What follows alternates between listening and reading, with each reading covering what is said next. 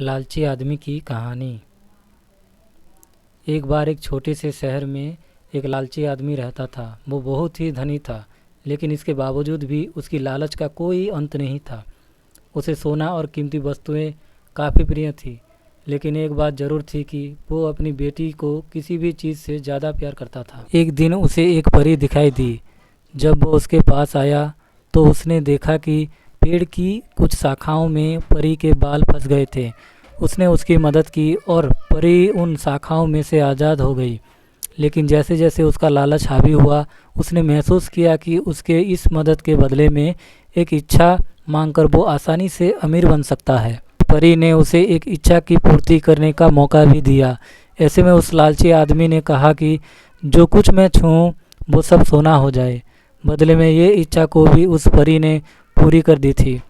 जब उसकी इच्छा पूर्ण हो गई, तब वो लालची आदमी अपनी पत्नी और बेटी को अपनी इच्छा के बारे में बताने के लिए घर भागा।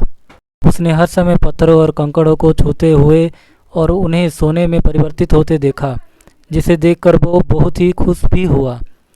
घर पहुंचते ही उसकी बेटी उसका अभिवादन करने के लिए दौड़ी। जैसे ही वो उसे अपनी बाहों में लेने के लिए नीचे झुका, वो एक सोने की मूर्ति में बदल गई। ये पूरी घटना अपने सामने देखते ही उसे अपनी गलती का एहसास हुआ। वो काफ़ी ज़ोर से रोने लगा और अपनी बेटी को वापस लाने की कोशिश करने लगा।